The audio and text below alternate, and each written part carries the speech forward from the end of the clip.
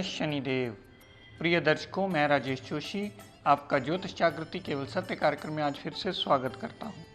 प्रिय दर्शकों, जैसा कि आप जानते हैं, हमने श्रृंखला शुरू की है कुंडली मिलान के बारे में। कल मेरी कोशिश रही कि मैं आपको विस्तृत रूप से जानकारी दे पाऊँ मेष लगन की कुंडली के बारे में, कि अगर आप कुंडली मिलान करते वक्त अगर आपकी किसी भी जातक या जातिका की मेष लगन की कुंडली है तो कृपया ध्यान दें कि सप्तम भाव का स्वामी उसमें कहाँ गया है और पंचम भाव का स्वामी कैसा रोल प्ले करने वाला है, जिसके हिसाब से आपको रिजल्ट्स मिलने वाले हैं। आज इसी श्रृंखला को आगे कंटिन्यू बढ़ाता हुआ बात करते हैं वृषभ लगन की कुंडली की, यानी टॉरस लगन की कुंडली। टॉरस की ये इसलिए बनी क्योंकि लगन में ही 2 नंबर लिखा है। टॉरस लगन की कुंडली में सप्तम भाव के स्वामी बने मंगल देवता। प्रिय दर्शकों, जब भी आप कुंडली मिलान में जाएं, अगर किसी भी जातक या जातिका के सामने से टॉरस लगन की कुंडली निकल के आती है तो कृपया ये देखें कि उसके सप्तम भाव में कौन सा ग्रह विराजमान है। कहीं बृहस्पति देवता इस कुंडली के मारक ग्रह होकर सप्तम भाव में तो नहीं बैठे। अगर बैठे होंगे तो विवाह सुख में कमी आने का योग बनता है।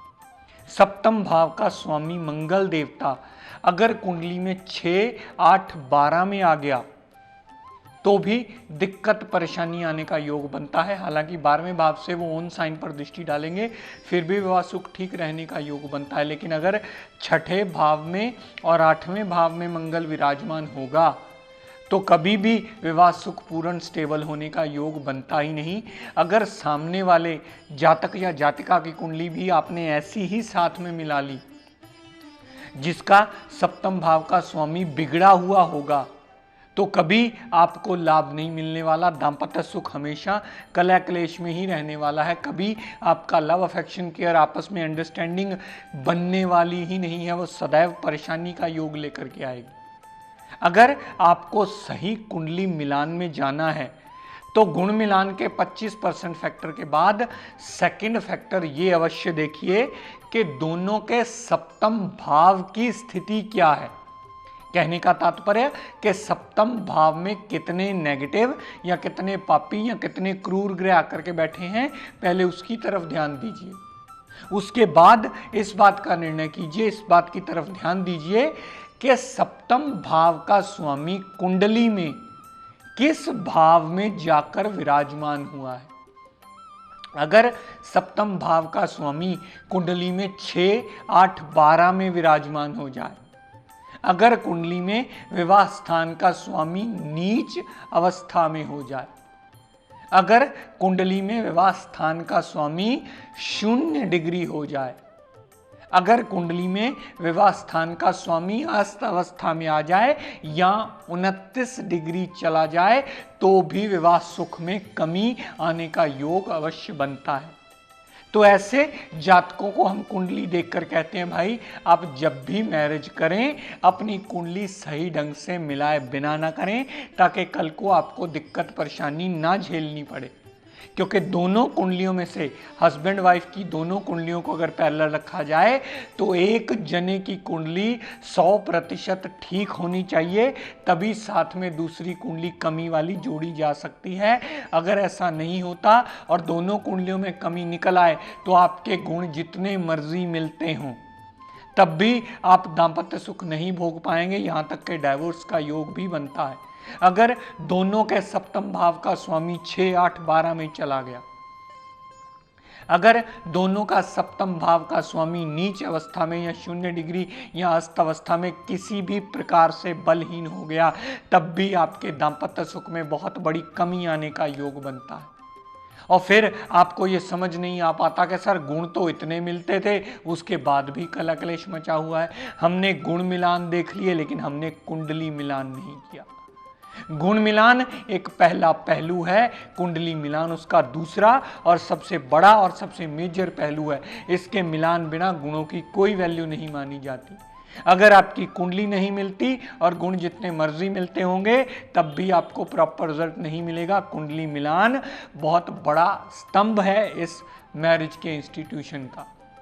तो सप्तम भाव का स्वामी अगर दोनों कुंडलियों में ही किसी में बलहीन निकल आए, किसी में अशुभ निकल आए, तो आपके दाम्पत्य सुख में सदा के लिए कलह कलेश मचने वाला है।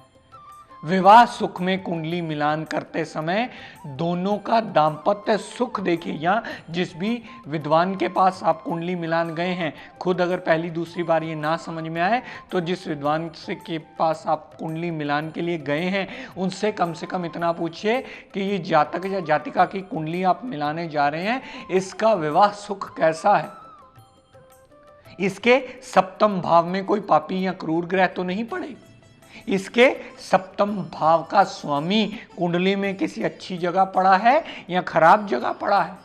इस बात को निर्णय किए बिना जब भी आप कुंडली मिलान करते हैं तो सदैव स्थितियां आपके लिए कष्टकारी होती हैं, क्योंकि इन चीजों को दरकिनार कर दिया जाता है और कुंडली मिलान में इसको कंसीडर ही नहीं किया जाता। और जब ये नहीं कंसीडर किया जाता तो आजकल आप देख ही रहे हैं डिवोर्स केस कितने बढ़ चुके हैं। हर दूसरा जना कहीं ना कहीं कोर्ट केस में उलझा हुआ है, डिवोर्स केसेस की तो लिमिट ही क्रॉस होती जा रही है। उसका कारण यही है कि हम सही ढंग से कुंडली मिलान नहीं करते और खुद इतना सब्र नहीं रख पाते कि 2-4 कुंडलियां मिलाई, 10 कुंडलियां मिलाई, हम तो नहीं जाएंगे जी मिलान, ये तो कोई मिलाते ही नहीं कुंडलियां, ये तो ओके ही नहीं निकलती, हर कुंडली में कोई ना कोई नुक्स निकला। भाई मेरे, ये आपके जीवन का सवाल है, आपके आने वाली पुश्तों का सवाल है, आपकी पूरी जनरेशन इस पे टिकी हुई है। या तो पहले खप लीजिए या बाद में खप लीजिए। पहले खप लेंगे तो बाद में हमारे पास बचने के रास्ते होंगे, लेकिन अगर बाद में खपना शुरू हुए तो वहां बचने का कोई रास्ता नहीं होगा। तो सप्तम भाव में कितने पापी ग्रह पड़े हैं ये देखना होगा। सप्तम भाव का स्वामी कुंडली में कहां गया है ये देखना होगा। इस वृषभ लग्न की कुंडली में सप्तम भाव का स्वामी मंगल देवता बने। किसी भी जातक या जातिका की आप वृषभ लग्न की कुंडली देखें तो ये देखें कि उसका मंगल कुंडली में किस स्थिति में है। अगर मंगल 6, 8, 12 में चला गया होगा तो विवाह सुख में सदैव कमी रहने का योग बनेगा। अगर मंगल देवता नीच अवस्था में आ गया, कुंडली के तीसरे भाव में आ गया, तो भी विवाह सुख में सदैव दिक्कत परेशानी आने का योग बनेगा, अंडरस्टैंडिंग में प्रॉब्लम्स आने का योग बनेगा। ये पहला पहलू है कुंडली मिलान में। अगर आप गुण मिलाते हैं उसके बाद का दूसरा पहलू, माफ कीजिए, माना जाता है। दूसरा पहलू के सप्तम भाव और सप्तम भाव के स्वामी की स्थिति का सही विवेचन। हालांकि इसके बाद आप साथ में अगर और डिटेल में जाना चाहें या जिस भी विद्वान के पास जाते हैं, अगर नमाश कुंडली देख लें या D7 सप्तमाशा कुंडली भी साथ में चेक करवा लें तो और भी ज़्यादा अच्छा होगा, क्योंकि नमाश कुंडली प्रॉपर मैरिज के लिए ही मानी जाती है, D9 कहा जाता है उसे। लेकिन हम यहाँ लगन कुंडली की बात करते हैं, फिलहाल उसी की विवेचन करना आप सीख लें तो D9 भी आपको बहुत आसानी से आ जाएगी। तो सप्तम भाव में कितने पापी या कितने क्रूर या कितने नेगेटिव प्लैनेट पड़े हैं, तो और सप्तम भाव का स्वामी कुंडली में किस भाव में जाकर विराजमान हुआ है और कितना बलाबल लेकर के बैठा। अगर सप्तम भाव का स्वामी 0 डिग्री नीच अवस्था, अस्त अवस्था, 29 डिग्री या किसी भी प्रकार से अशुभ हो गया तो विवाह सुख में सदैव कमी रहने का योग बनता है। ऐसे जातक को अक्सर कहा जाता है कि आप सामने वाले की कुंडली अपने जीवन साथी की ऐसी जोड़िएगा जिसका सप्तम भाव का स्वामी पूर्णतः ठीक हो, अन्यथा आपको सदैव दिक्कत परेशानियों का सामना विवाह सुख में करना पड़ेगा। इसके बाद प्रिय दर्शकों बात करते हैं पंचम भाव की, हमारे औलाद के सुख की, जिसके मालिक वृषभ लगन में बुध देवता बने। बुध देवता इस लगन कुंडली में संतान के भाव के मालिक बने। संतान भाव के मालिक होने की वजह से बुध का स्टेटस देखना इस लगन कुंडली में अति अनिवार्य है। यह देखना बहुत जरूरी है कि इस लगन कुंडली में बुध किस अवस्था में पड़ा है। कहीं बुध 6, 8, 12 में तो नहीं चला गया, कहीं बुध देवता नीच अवस्था में तो नहीं आ गया, कहीं बुध देवता अस्त अवस्था में तो नहीं आ गया, कहीं बुधदेव 0 डिग्री तो नहीं हो गया, कहीं बुधदेव 29 डिग्री पूर्णतः बलहीन तो नहीं होकर के बैठा। अगर ऐसी स्थिति क्रिएट होती है तो भी आपको संतान सुख में कमी रहने का योग बनता है। जातक का मेंटल पीस भी डिस्टर्ब होता है, अनसर्टेन लॉस भी होता है, पेट में प्रॉब्लम्स भी होती है, संतान से कष्ट होता है, संतान को भी कष्ट होने का योग बनता है। तो ऐसे जातक को भी अक्सर रिकमेंड किया जाता है जी, सामने वाले की कुंडली, आप ऐसी कुंडली मिलान समय कीजिएगा, करते समय इस बात का ध्यान रखिएगा जिसका पंचम भाव का स्वामी पूर्णतः ठीक अवस्था में पड़ा हो, ताकि कल को आपको भी संतान सुख की प्राप्ति हो पाए। अगर आपका भी सप्तमेश बिगड़ा है, सामने वाले की कुंडली का सप्तमेश भी बिगड़ा है, अगर आपका भी पंचमेश बिगड़ा है, सामने वाले की कुंडली का पंचमेश भी बिगड़ा है, तो कभी आपको दाम्पत्य सुख और औलाद सुख के रिगार्डिंग पॉजिटिव रिजल्ट नहीं मिलेंगे, क्योंकि दोनों कुंडली में पैरेलल वही कमियां हैं। दोनों कुंडली में अगर पैरेलल वही कमियां होंगी तो इस विद्या में मिलान का कोई महत्व नहीं रह जाता। और हम कह देते हैं जी हमने तो गुण मिलाए थे। गुण मिलान 25% हिस्सा होता है कुंडली मिलान का। उसके बाद सप्तम भाव और सप्तम भाव के स्वामी की स्थिति देखना कुंडली में अति अनिवार्य है। इससे भी ज्यादा डीपली आप जाना चाहें, जो इस विद्या को पढ़ने और जानने वाले हैं, वो नमाश कुंडली साथ में अवश्य देखें। फिर कुंडली के पंचम भाव की स्टडी करें कि क्या कभी संतान सुख में कमी तो नहीं आएगी। हमने बहुत सारे कपल्स को देखा है, 10-10 साल निकल जाते हैं, मैरिज के बाद भी इशू नहीं होते। उसका मुख्य कारण ही यही होता है। उसका मुख्य कारण सिर्फ इसलिए माना जाता है कि दोनों लगन कुंडलियों में पंचमेश कहीं पिट गया, बुरी अवस्था में आ गया, बलहीन हो गया या अशुभ अवस्था में आ गया। वहां रिजल्ट्स कभी मिल ही नहीं पाते। और फिर वही पुराना रोना, हमने तो गुण मिलाए थे जी, हमने तो कुंडलियां भी मिलाई थी, हमने तो 3-4 जगह से मिलाया था, सबने कहा था 25 गुण मिलते हैं, बहुत बढ़िया। आपने गुण तो देख लिए, आपने गुणों के आधार पर सब कुछ ओके कर दिया, लेकिन आपने जन्म लगन कुंडली पर ध्यान नहीं दिया। जब आप जन्म लगन कुंडली पर ध्यान नहीं देते तो आपको यह पता ही नहीं चल पाता कि आपकी जन्म लगन कुंडली किस स्टेटस की है। एक जातक की मैरिज होती है, वो किसी को शादी करके घर में वधू बहू बना करके ले आते हैं, उसकी कुंडली इतनी भाग्यशाली होती है कि पूरा घर तरक्की करना शुरू कर देता है। एक जातक या जातिका की कुंडली इतनी वीक होती है कि उसकी मैरिज के बाद घर आता तो घर से लक्ष्मी भागनी शुरू हो जाती है, कामकाज बंद होना शुरू हो जाता है, फैक्ट्रियों में ताले लगने शुरू हो जाते हैं।